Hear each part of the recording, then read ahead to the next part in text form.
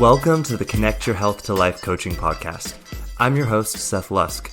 I'm a master certified self-image coach and empowered health coach with a decade-long background working in the health and wellness industry. If you're anything like me or the clients that I work with, then you're probably struggling with body image, self-image, or confidence issues. You're probably also trying to figure out why it is that you have these amazing desires for living your healthiest and most fulfilling life, but you can't seem to create consistent actions in your life to reflect those desires. So join me as we dive in deep on what it means to live a fulfilled and authentic life. We're going to look from the perspective of an empowered mindset and uncover reasons why you might be what's holding yourself back from living your most fulfilling life. I'm going to break through some of the biggest illusions and myths that we've all been taught to believe along the way. And I'm so excited to have you with me on this journey. So my only question for you is, are you ready to start living your most authentic and fulfilling life once and for all? Then let's get started, shall we?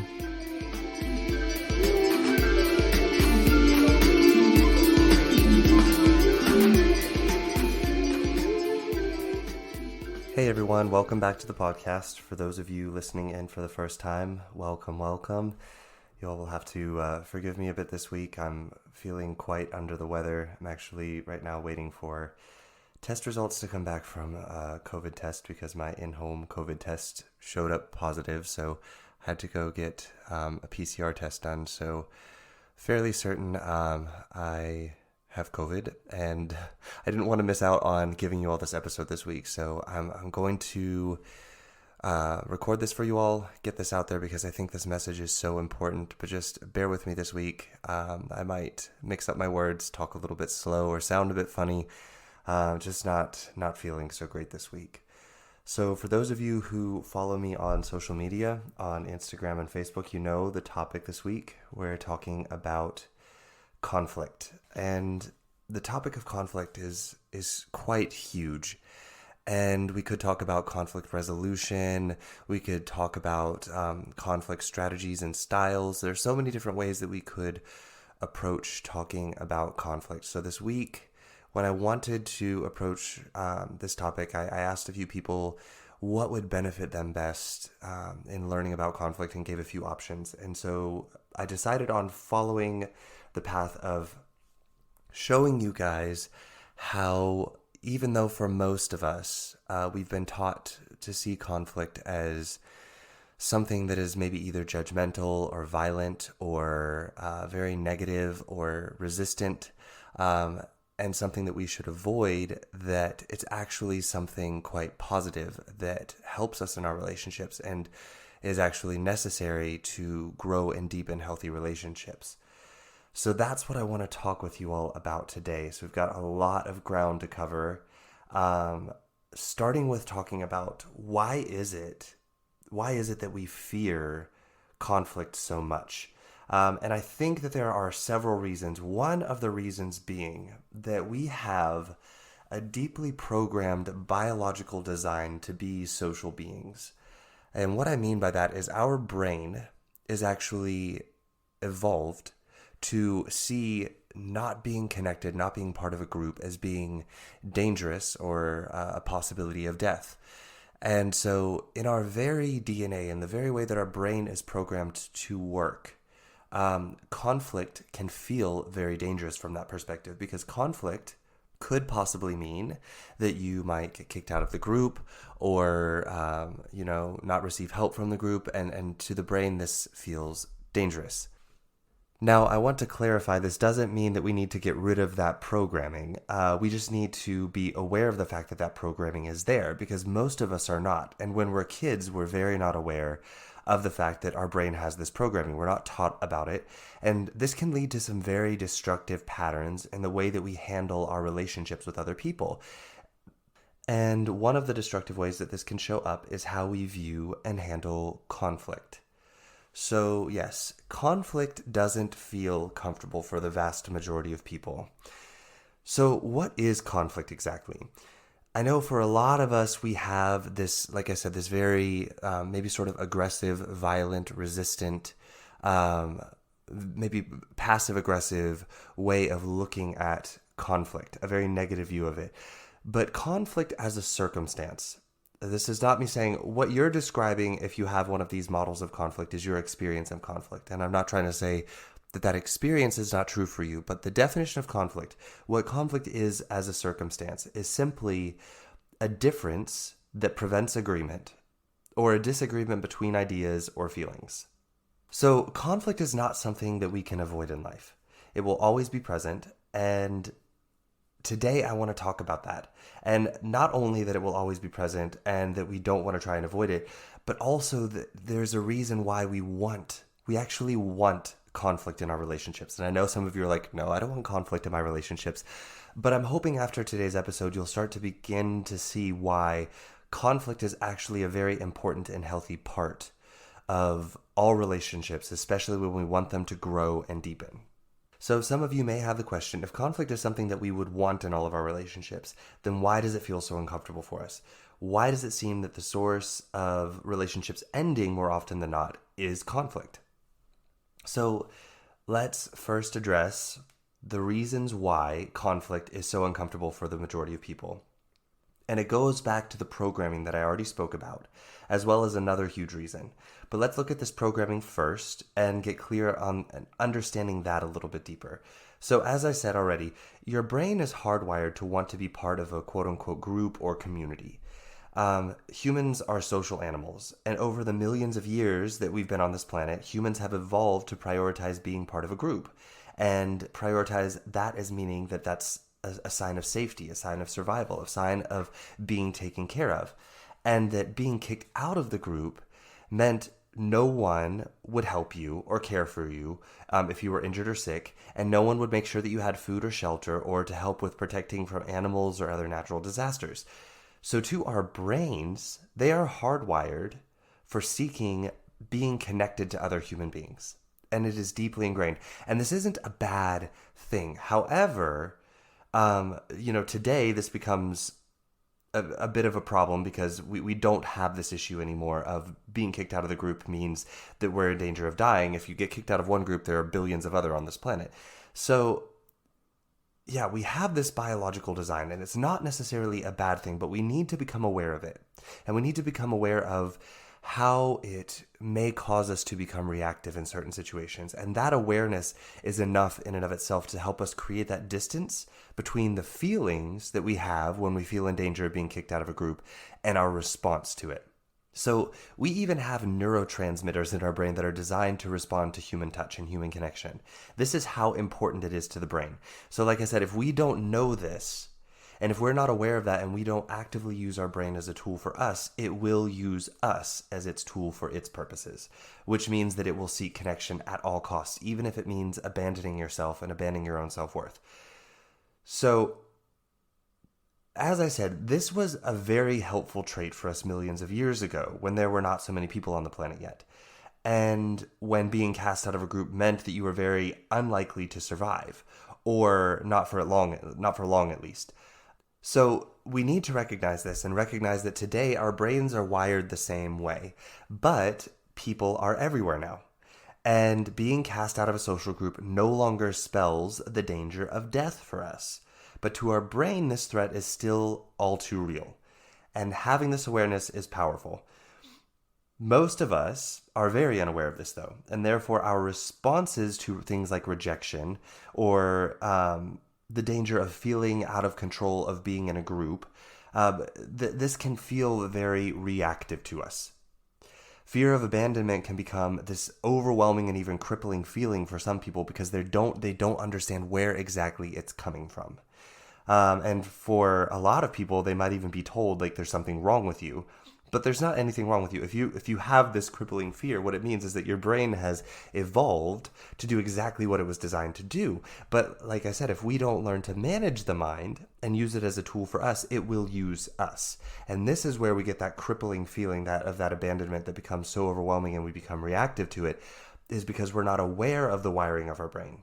So understanding the brain's wiring for this helps to make sense of these strong emotions that may come up when we fear possible rejection or abandonment. And understanding emotions can help us lean in instead of becoming overwhelmed when the fear arises, along with the host of other emotions that it can bring alongside of it for the ride. So, you might be wondering, what does this have to do with conflict? Well, in conflict, we have two people, or maybe two groups of people, or one person and a group of people.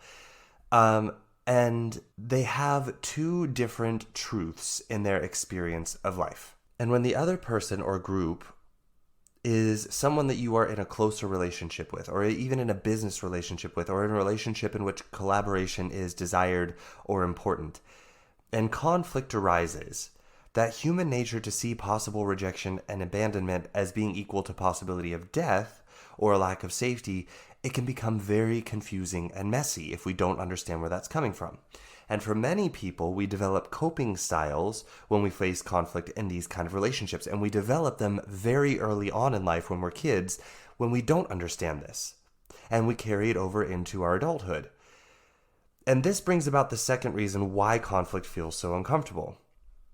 And it grows out of the first reason.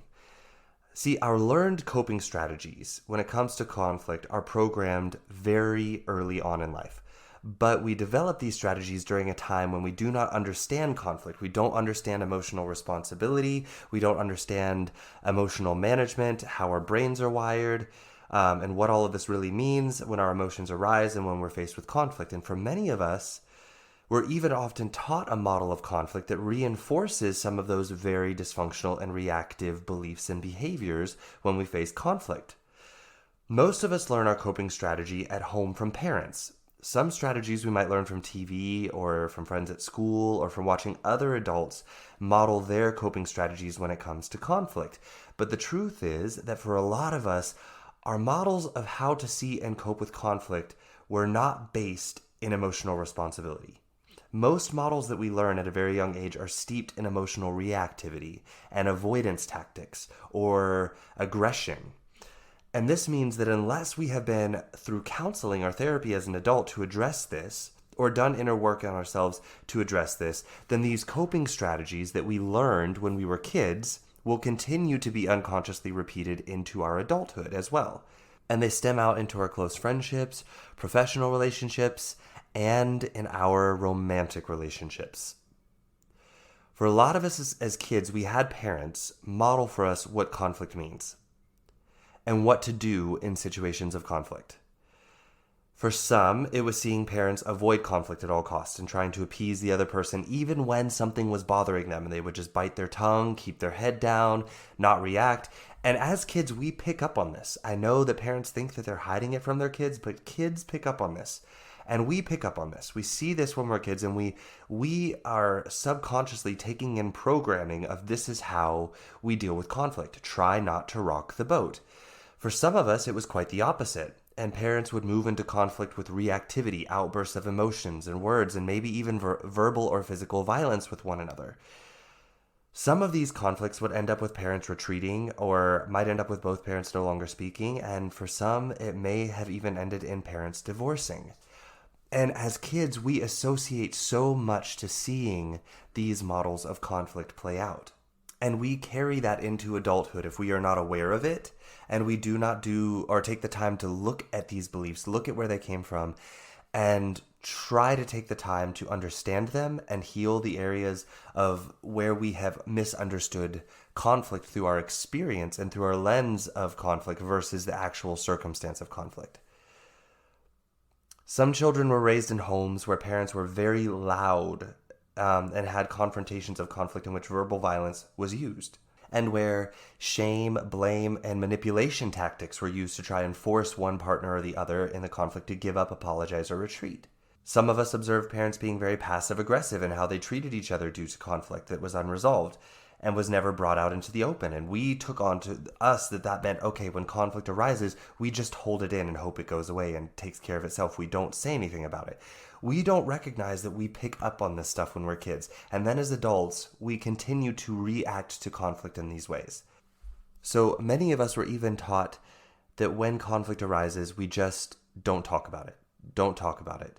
Some of us were even taught when it was us having conflict with something with our parents, we were taught to maybe see speaking out about the conflict as being either rude or disrespectful or mean or wrong to openly talk about our conflicts. We were taught to keep it to ourselves and keep our heads down. Oftentimes, when we failed to do so, there may have even been like a punishment that came along with it. And this often triggers the response of the mind that we are in danger of being kicked out of the group, of the family, and that our own safety and our very lives may be in danger. And we carry that trauma with us into our adulthood. And my friends, I know that we don't pay attention to this. We've been taught to kind of overlook it and not pay attention to it. But this is very traumatic for a child to experience and to not understand and to go through and to try and process on their own. And if we're not offered proper coping mechanisms, we will develop our own coping mechanisms. And kids are very creative in how they will come up with coping mechanisms to deal with stuff like this. Sometimes when we would speak out about conflict and be punished, the punishment for speaking out about conflict may have even been met with physical or verbal violence. And this was designed to scare us into silence again. But what we need to understand is that these models of conflict that we were taught when we were kids are not harmless to us. They get carried into our adulthood. We use them still in our adulthood. They don't not affect us. And we do a huge disservice to us to not look back at our childhood and observe the ways that we had conflict modeled for us and the ways that we learned to cope with conflict as a kid, so that we can see why it is maybe that we are coping with conflict in the way that we're doing it now as an adult, and why it may seem so reactive or unproductive for us. So the varying models of how we observed conflict and were outright told maybe that we should or should not, what we should or should not do in the face of conflict, those experiences can be so vast. And the coping mechanisms that we can develop can be so vast. But the truth is that for so many of us, our model of conflict was a dysfunctional one that taught us that conflict was either dangerous, scary, destructive, or even evil. And this means that we carry that model of conflict into our adult lives, and we still relive it every time we face conflict in close relationships with family, friends, colleagues, bosses, and our romantic partners. But what I want to say is this isn't something to necessarily fear that we are doing this. Because as I said earlier, awareness of these strategies and where they come from is already a huge and powerful tool that we can use to begin to create a healthier and more productive relationship with conflict. The issue that many of us face is that when we are completely unaware of how or why we react the ways we do to conflict in our present relationships, then we keep repeating it and it becomes very dysfunctional and very destructive in our lives and in our relationships. So now that we have an understanding of why conflict can feel so uncomfortable for most of us, let's look at the question of why is it that conflict is something that we want in our relationships, okay? Because, yeah, I told you all earlier at the beginning of this episode that what I want to teach you all is that conflict, even though our models of it may cause us to think that we want to avoid it, or that when we go into conflict that it's all about reactivity and aggression and that this is actually destructive, why is it that we would want it in our relationships? So conflict, if you remember the definition, is simply about disagreement or difference.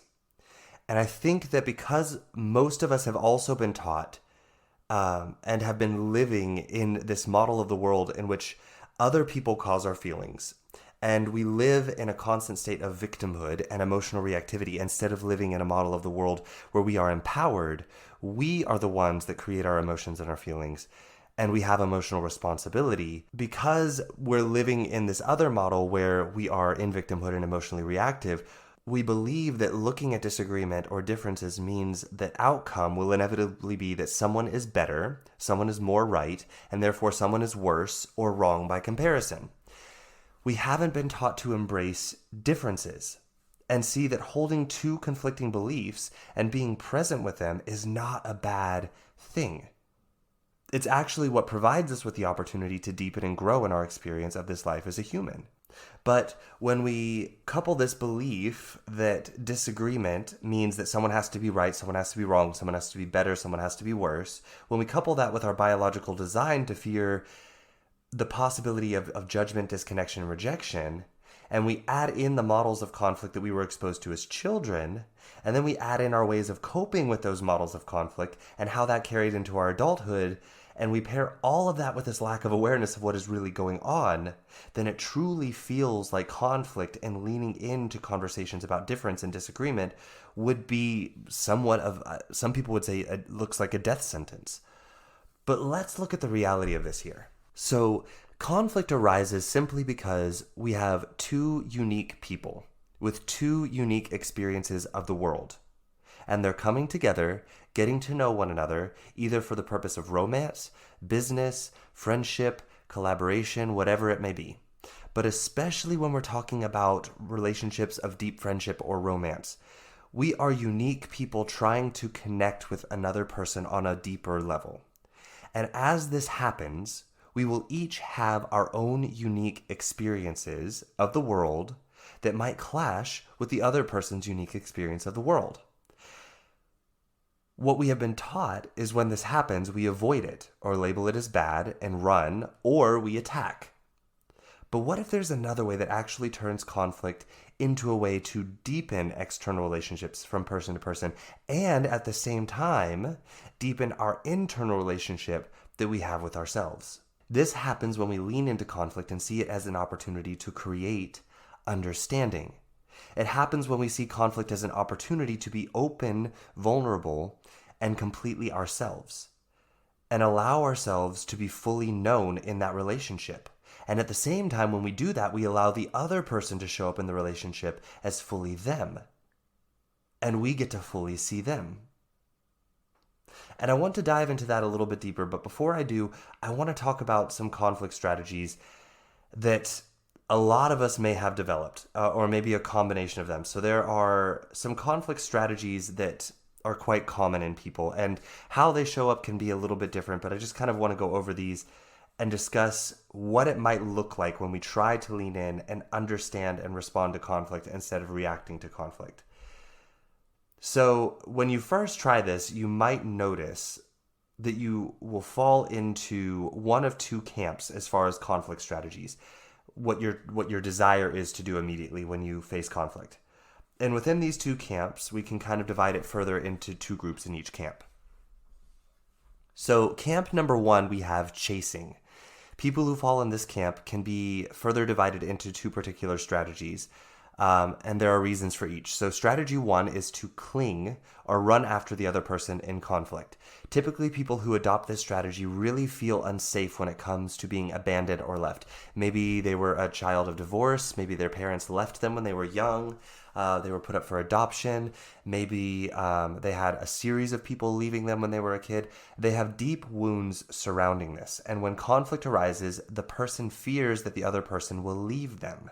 So they want to immediately try talking things out and solving things and smoothing things over and making sure everything is okay as fast as possible so that they don't have to fear being left. People who adopt this strategy can come across as very clingy, very needy, sometimes even overbearing when in conflict, and they're in fear of the conversation stopping, because to them, space in the conversation stopping or time apart is a sign that the other person is about to leave them or abandon them.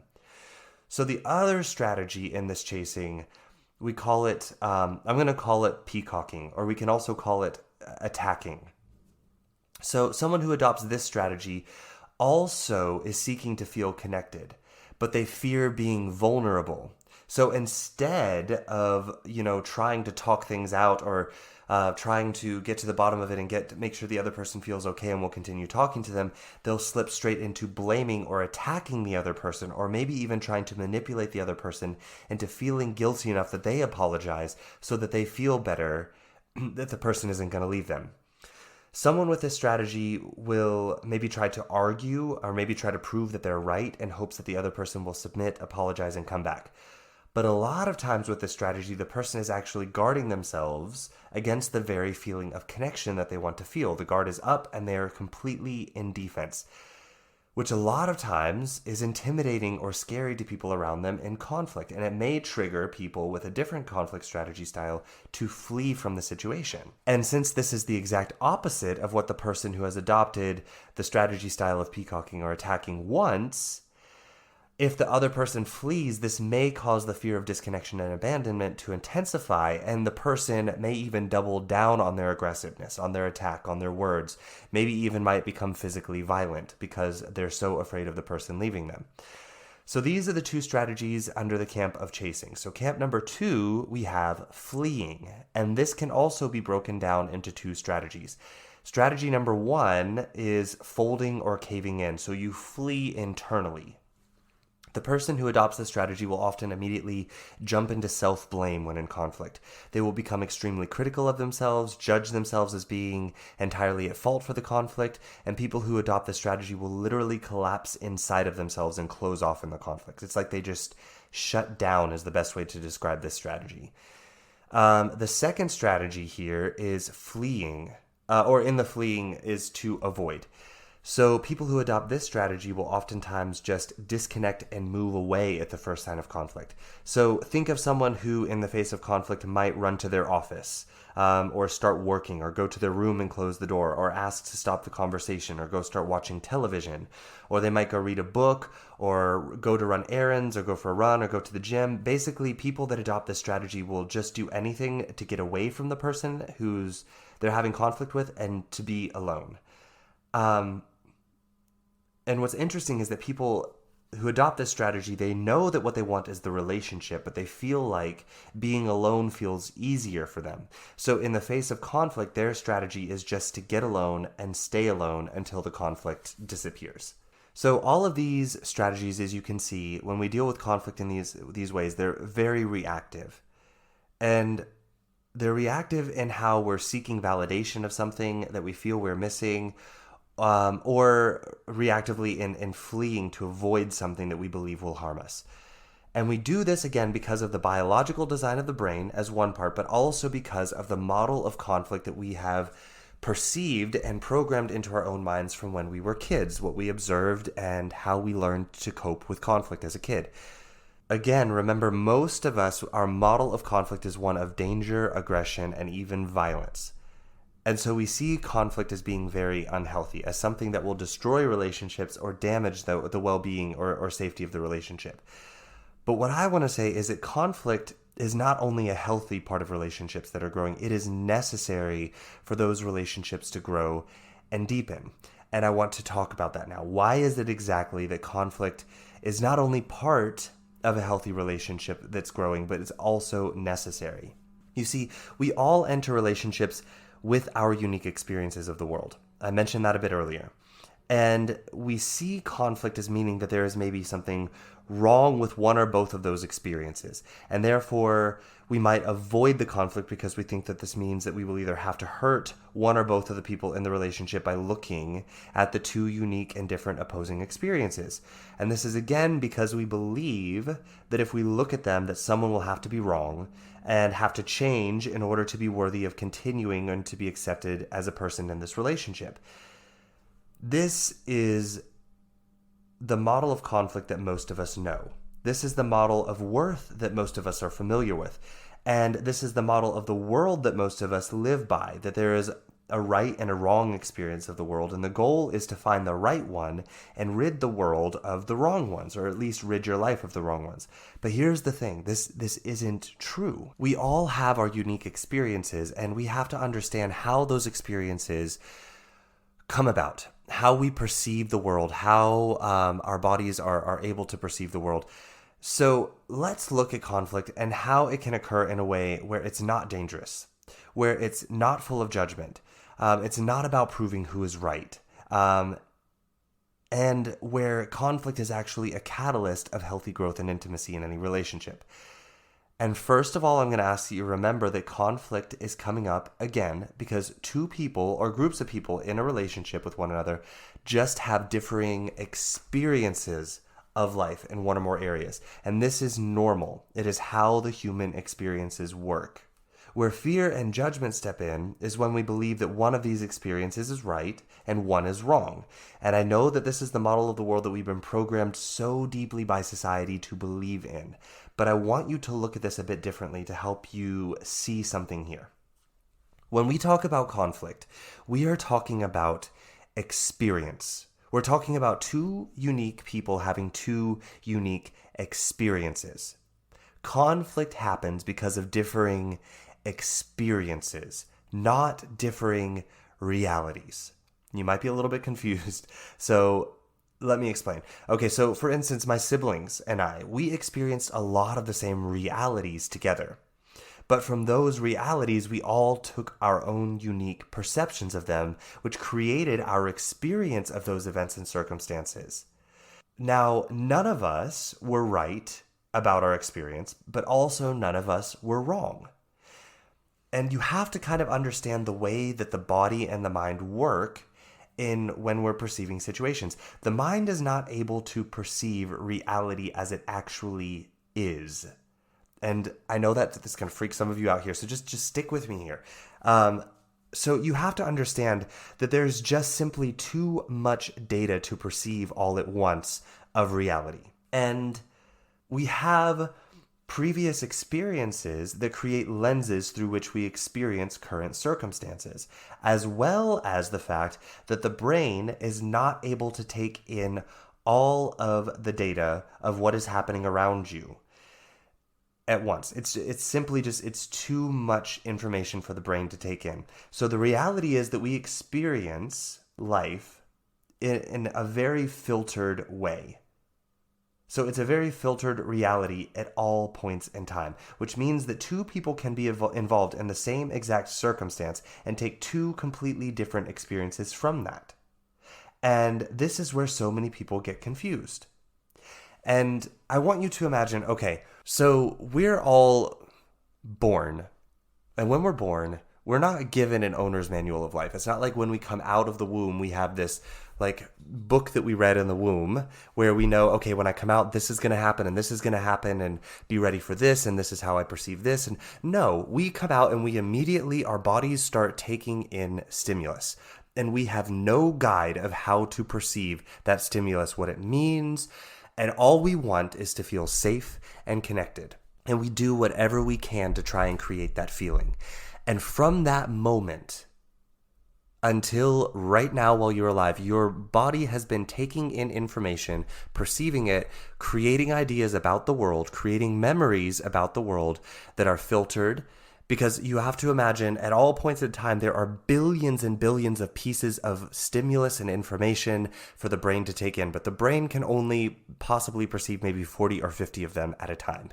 So our brain selects those pieces of information based on what our mind has told it is important to look for. And this is kind of complicated to understand. There is a difference between the mind and the brain. The mind is kind of like our collective experiences and what we take in and how we perceive ourselves and the world and our model of life. And that goes back and kind of tells the brain what it should be looking for in the world around it, what is important, what we're protecting ourselves from, what we're looking for. And the brain goes about looking for it through the lens of the mind. But it also, remember, it's taking in billions of pieces of information all at once, and it can only pick about 40 to 50 of them at any moment in time to perceive. So we have to imagine, or we have to realize that when we tell stories of the world, of how we believe about it, what we believe happened, that we are talking about our experience of the world, not the realities. So when we have conflict, we are talking about people having different experiences of the world. We're not talking about the circumstances of the world itself.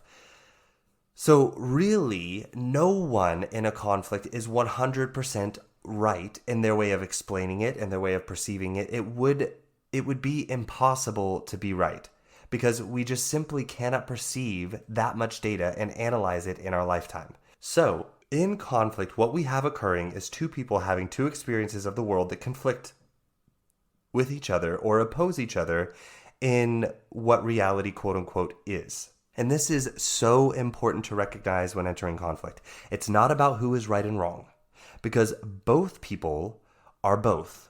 They're both right and they're both wrong. So this eliminates the fear of judgment, of making one person or group in the conflict wrong or bad, because it's not the truth. And when we recognize this, what we can do is we can allow ourselves to open up pathways of curiosity and to lean in. You see, if the other person is not telling us that we are wrong because their experience is different than ours, and they're not telling us that they're right and we're wrong, and all they're telling us is how they experience or experienced or perceived the world, then we can activate this powerful emotion of curiosity. And alongside it, we can bring in compassion and understanding, and we can enter into a conversation of conflict that is open, that is constructive, and that is about curiosity. Instead of approaching conflict with swords drawn about who's right and who's wrong, who will win, who will lose, we enter conflict as equals. We are curious of each other and our experiences of the world. How has this other person come to perceive the world in the way that they do? How is it that they have created their model of the world and it's so different than yours? We can be curious about it here because we recognize it's not because my model is wrong. That's not why their model is different. Or it's not because my model is right and theirs is wrong. It's just fascinating that we both have had such unique experiences, and we can lean into conflict as being a conversation of equals who are curious of one another. And this creates a whole new dynamic when it comes to conflict, one that is not steeped in aggression, judgment, violence, or closing off truths, but instead it's one that's steeped in curiosity, openness, vulnerability, compassion, understanding, and expansiveness. So what do I mean when I talk about either closing off truths versus expansiveness? You see, most of us who either flee or fight in the face of conflict, it is because we believe that only one truth can leave the arena, quote unquote, of conflict alive. So this means that one of the truths must leave defeated, shut down, and closed off. But remember that we are talking about experience here, and everyone's experience is true for them. And when we enter into conflict with this openness, this acceptance, this understanding and compassion, we open up the opportunity for truth to expand instead of close down. We allow for everyone in the conflict to have their truth and be with it. Allow everyone to see their truth of their experience while at the same time opening ourselves to how other people or another person in conflict with us might have a different experience that is true for them. And we try to find a lens to look through that allows us to somehow get closer to seeing their truth by asking questions, by being curious versus just trying to be like, no, you're wrong and I'm right. And this doesn't mean that, I want to be clear here also, this doesn't mean that we have to agree with the truth of the other person or want to make it ours. But we can see that truth could be perceived in the realm of human experience in different ways in this conversation, and how it must feel as a human to have that truth, the truth that this other person is having of their experience of the world. That is the point here. And with that, we can offer compassion and understanding and curiosity. But we don't necessarily have to, that doesn't mean that we have to agree with it or make it our own belief. We can just simply, we could even say in conflict, hey, listen, I have a feeling that I'm going to disagree with you on your belief here, but I want to understand. I want to know more about how it is that you arrived at this conclusion. Why is it that you believe this about the world? What was your experience? What was that like? How does it feel for you to believe this about the world? And instead of it being like, no, either I'm right or you're wrong, and we need to figure out who's right and who's wrong. And then other times we may actually, after asking questions and getting curious about the other person's truth, we may actually decide that we want to expand or change our truth to accommodate for this newly perceived truth that we've learned from the other person. In either case, though, growth, connection, understanding, and depth happen in this relationship through this way of moving into conflict versus avoiding it. And I know some of you may be thinking that maybe you're just okay with having your relationships staying on a surface level and not growing and deepening them. And I want to say that this is a choice you can make, and it is a valid choice, but I want you to recognize something here about this choice. First of all, that it is a choice you're making. It's not the truth.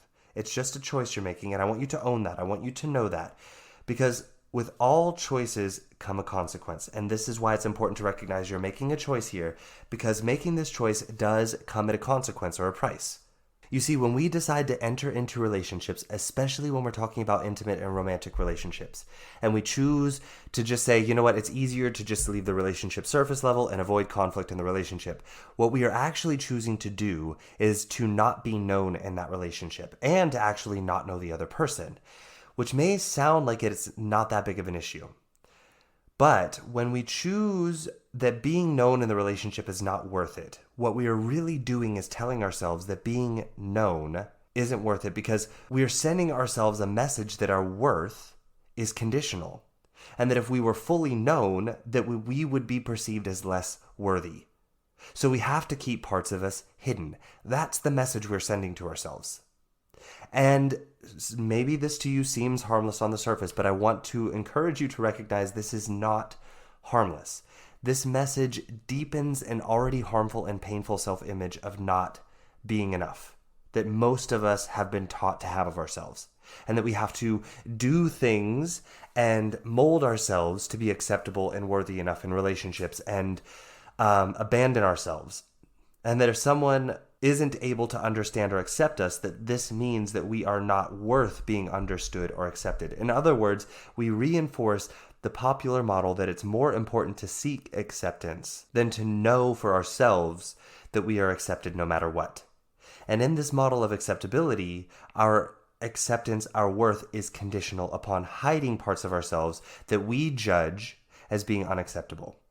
So we end up in this model of trying to just keep the relationship surface level and avoid conflict. We end up abandoning ourselves and rejecting ourselves in favor of a conditional external source of validation and acceptance being the relationship. Which means that any relationship that we are in, we won't ever fully feel welcome or safe in it, because we have told ourselves that it's not possible for us. But the destructive nature of this model doesn't end there. When we create this model and live by it and reinforce it, it doesn't stop with our worth being conditional and our acceptability being conditional. Everyone we enter a relationship with we will perceive them as having conditional worth and acceptance in that relationship. And this is felt in the barriers of avoiding conflict, which translates to intimacy barriers, where you hide parts of yourself. And you may believe that no one notices this. And I just want to say, trust me, it's felt and known in relationships, especially in romantic relationships, when someone is closing off parts of themselves and avoiding intimacy, avoiding vulnerability for fear of conflict, for fear of being fully known and what that might mean. And maybe the other person may have differing experiences or beliefs to work through. And what this means is that the other person, if they accept this model to stay in the relationship, also accepts their conditional worth and will begin hiding parts of themselves from the relationship as well, because they fear being fully known. And what I want to say is that after years of this, what you end up with is relationships that are built on silenced frustrations, withheld truths, even lies, and a lot of mistrust. The relationship does not feel safe, nurturing, or fulfilling for either person. And what I want to encourage is that it's not because you're with the wrong person, it's because you're unwilling to accept yourself and your worth unconditionally, and therefore lean into conflict and let yourself be known, and let the other person also lean into conflict and fully be known in the relationship and seen. And when I say let yourself be known, I mean to speak your truth when something is not working for you, and owning it and why it's not working for you. Owning your feelings and your model of the world and how it's creating emotions for you in certain situations. Speaking up when something doesn't feel safe, clear, or okay for you. And doing so with emotional responsibility, without blame, without shame, without guilt, and with openness and vulnerability. And most of us avoid this because, again, that model we saw as kids of what happens when we do this is one of destructiveness, one of aggression, one of violence, one of disconnection, one of abandonment. So I want to be clear here that there is a way to enter into conflict that is not following the model of judgment, violence, aggression, and resistance. And again, this only happens if we remember what conflict is, and that it is simply two people having differing experiences of our models of life that are rubbing up against each other, bumping against each other, or even going in opposing directions. And when we remember the truth of the circumstance of conflict being this model of two humans having unique experiences, then we can enter a discussion of conflict in a compassionate, curious, and loving, open way. So some of you may be wondering how we do this. And what I want to say is that if this is something you're struggling with or something you're wanting to go into, what I'm about to say here is not like a one-size-fits-all solution for everybody. These are some sort of blanket ways that we can sort of begin to look at conflict and move into it. But what I want to say is that if this is something you're struggling with, your unique experience of conflict and the solutions that are going to work for you, the words that you're going to use, the way that you're going to enter into conflict and know how to set your boundaries and stick beside them is going to be unique for you. And so I recommend working with a coach or a therapist to find your unique way into this. But we can kind of start to look at, there are some steps to this process that when we've done this kind of work, we can start moving into conflict in a healthy way. So first thing is first, it is to know your conflict style, know your triggers and behaviors and understand the patterns in them. Where did they come from? Why do you react the way that you do in conflict? And then you want to own those with understanding and compassion and let the other person or persons in the conflict know about your patterns of conflict and where you might have some difficulties opening up and leaning into conflict. And give them their space to own theirs, to speak theirs too. And this way, when you enter into conflict with the person, both parties in the conflict know if someone freaks out or flees or attacks, they know what it's about, that it's not about the content of the conflict. It's about something else. It's about a model that they're responding to from past experience. And this allows for it to feel a little bit less threatening and allows for the other person to have more patience, give space, and to be more curious about the conflict versus freaking out and then moving into their pattern of reactivity and conflict. Which brings me to the second thing that we want to do in conflict, and it is to ask ourselves, in this situation, is the person or group of people that I'm having conflict with reminding me of a past experience of conflict? If so, how did I react then? Is that the way I want to react now? If not, what will I try differently this time to change that response to this conflict?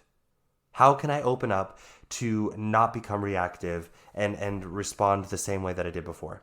And by doing this, you allow yourself to see that if the desire to react in this conflict comes up, you see what you're reacting to is not about this present conflict. It's about a thought, a past memory that you're bringing up in this conflict that is creating an emotional reaction. So you can create some space for that emotion and know that it's welcome, but it's that the emotion is not about what's actually happening at the present time.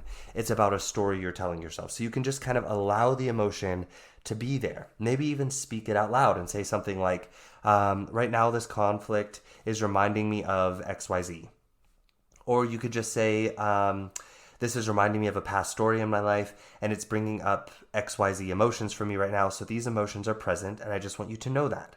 I want you to know that I'm feeling these emotions and that I'm trying to choose to not react to them, but I am a human and I'm subject to misfires. So just know that if this happens, it's not about what's happening right now. It's about a past story that I'm reacting to. So that's one way that we can sort of start to enter into a healthy way of conflict in which we help the other person to understand what's going on with us, and we allow them the space to help us understand what's going on with them. The third thing we want to do in conflicts is to use languages like I feel, not I am, or saying things like a part of me feels. When we do this, we exercise emotional responsibility during this conversation. We don't blame or shame. We don't tell the other person that they're making us feel anything. We can say things like, when you say or when you do this, I make it mean this, and therefore I feel this, or a part of me feels this. And if you can express why you feel that without it being about blame or about being right or wrong, or the other person being right or wrong, then we express that during the conflict. Now, I want to say that this step in conflict resolution requires that we've already done a little bit of work in understanding emotional responsibility, knowing your emotions, where they come from. And I also want to say that this is a part of the process that can feel very messy if you have or have not done this work. So I just want to ask you to exercise patience and compassion and forgiveness during this part of the process for yourself and for the other person.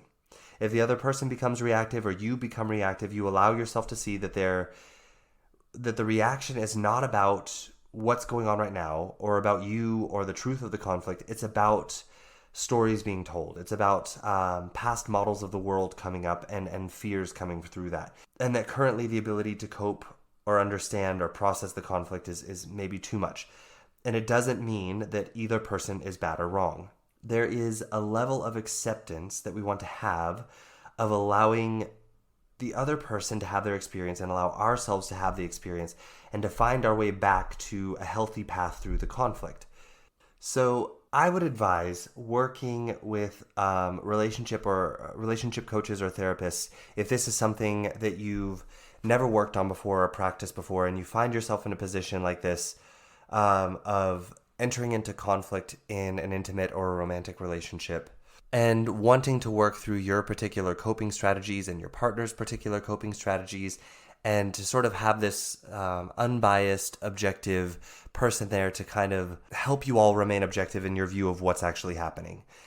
So yes, what I want to make clear here with saying this is that conflict is a way for us to deepen those relationships. And when we choose to move into conflict in a way that is about openness, curiosity, and about full expression of ourselves and allowing the other person to express themselves, that we're able to walk away from conflict with our unconditional worth and the other person's unconditional worth in the relationship. And that we're able to deepen and grow that relationship through conflict. And this is exactly what happens when we begin to practice these sort of open, compassionate, curious, and loving conflict conversations in our relationships. We begin to cultivate trust. We begin to cultivate intimacy, depth, and safety in those relationships. I want you to think about if you have a friend who you can disagree with, and they will just listen to you. They will try to understand you and where you're coming from. If you have a relationship like this, then you understand what I'm about to say here. But if you don't, just trust me when I tell you, it feels very freeing. You don't have to worry about them finding out about you or not liking something or that something is not fun or comfortable for you. You just get to be you in that relationship, and they just get to be them. And this allows the relationship to offer a lot more safety and trust. And in romantic relationships, let's talk about with intimacy and sex and vulnerability here. So conflicts help us in this area as well, because you have to see when it comes to intimacy and sex and even eroticism in a relationship, it's all about expressing fear, pain, and creating feelings of safety, connectedness, and vulnerability and trust with our partner while we express these things. And we can't do this if we're constantly putting up barriers to our truths to avoid conflict or knowing our differences. It is inevitable when it comes to intimacy and sex with two people, when you've been in a relationship for a while, that you will have differing experiences of sex and intimacy. There will be different ideas of it and how it works, and there will be different insecurities surrounding it and even fears. And when we close down and don't speak them, we do not allow our partner to understand and to be able to meet us where we are and work with us to create deeper levels of trust and intimacy. And when we feel unsafe and when we attack, we also do not allow the other person to know us and where we feel unsafe and why, and allow them to know us fully so that they can know where we are and meet us there and work together with us to create more trust and intimacy.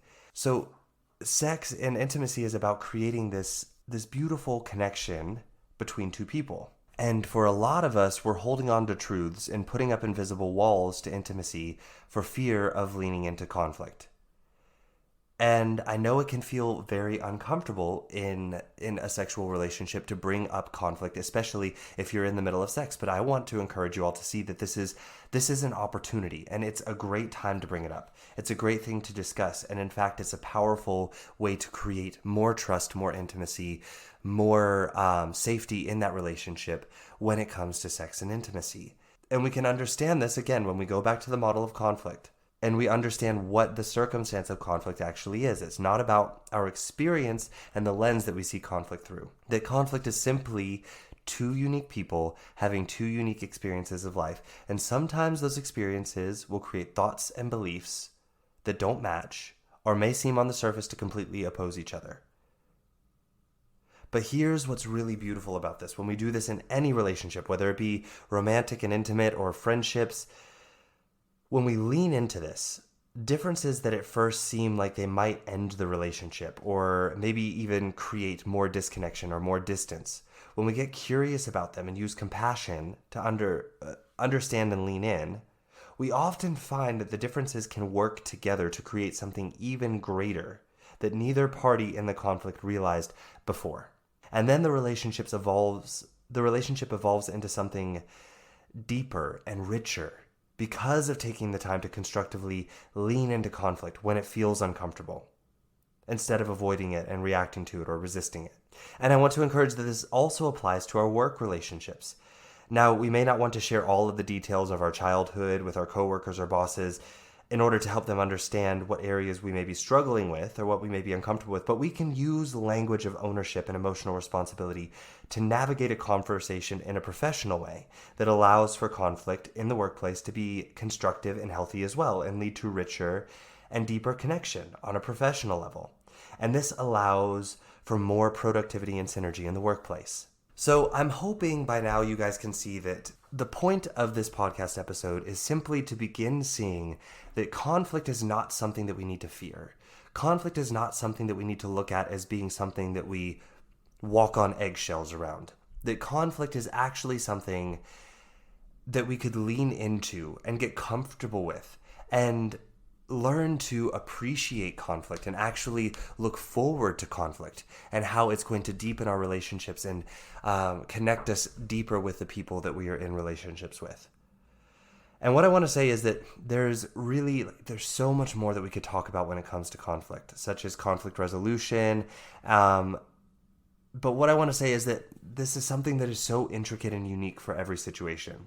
And maybe we can talk about this more in future episodes. But for today, all I wanted you all to get from this episode is the importance of getting curious about conflict, releasing the fear surrounding conflict, and starting to look at your model of conflict as being about your experience of conflict and not the circumstance of conflict. Because the circumstance of conflict is simply about two unique people having two unique experiences. And that the circumstance of that doesn't have to be threatening. It can be something that leads to more connection and more trust and more deepening in our relationships. And another thing that I wanted you all to get from this is that the reason why we feel so uncomfortable with conflict is not because there's something wrong with us, that we have this biological design to be a social creature, and that this plays into why we fear conflict so much. And when we can understand that and lean into conflict, we can feel the fear coming up and recognize, hey, that's just my brain being a brain. It's okay. I'm not going to die from feeling fear right now. My brain's just thinking that if I lean into this and this person disagrees with me, that somehow I'm going to be in danger of dying or, be unsafe because I'll be disconnected from the group. So those are the main things that I wanted you to take from today is, number one, why it is that conflict feels uncomfortable. We have the biological model. We also have the experience model, and then why it is that conflict is a healthy thing that we want to lean into in our relationships. So I'm sure you all will have a lot of questions about conflict because, like I said, there's so much here to talk about in so many ways that this is going to apply to everyone's life in its own unique way. This is not a one-size-fits-all kind of thing that you can read a book and find a solution for. So I recommend, if this sounds like something that you want to look into, to first of all, if you have questions, reach out and ask me your questions. You can contact me on my website via email or message me through social media. All of that's going to be linked in the show notes. Ask your questions. And if this sounds like an area of your life that you would benefit from leaning into and learning more about, I recommend finding a coach, finding a therapist, and working on this with the coach, with the therapist. Because this is going to be something that's going to help you, like I said, in all of your relationships, to deepen them, to create more trust, to create less reactivity and more understanding. For those of you who may already recognize that there's some healing to be done here surrounding maybe your childhood model of conflict, and maybe you might know already you want to work with a coach one-on-one, I would say also feel free to contact me, reach out, and let's see if maybe coaching together would be a good fit to support your needs for support and guidance here. I would love to work with you on this. So just reach out, ask me your questions. If you're curious about leaning into this and doing some work surrounding this and understanding your conflict style, your conflict strategies, where they come from, and how your fear of conflict may be holding you back in your relationships and how you can begin to lean in, I am here to work with and help any of you on that. So reach out. okay? That's all I have for you all today. I love you all, and I wish you all a wonderful week until we meet again here next week. I wish your week to be full of open and productive and curious conflict. And until we meet again here next week. Ciao. Hey, thank you for listening in this week. I hope you enjoyed the content of this episode. If you did, please subscribe or follow this podcast to receive the newest episodes every week as I bring them to you here on the Connect Your Health to Life coaching channel. Ratings, reviews, and comments are always appreciated. These allow me to know more of what my listeners would like in the podcast and allow for more people who may be searching for a podcast just like this one to find the Connect Your Health to Life coaching channel. If you would like more information about me and the work that I do with my clients one-on-one, then please visit my website at www.slch.ch. Again, that is www.slch.ch.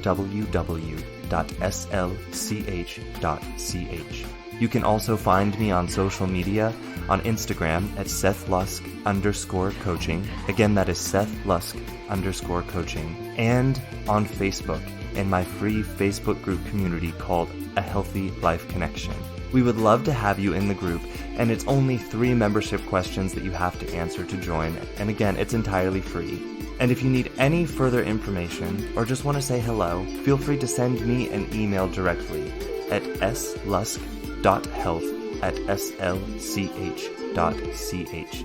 Again, that is slusk.health@slch.ch. Thank you again so much for listening, and I look forward to our next time together. Ciao.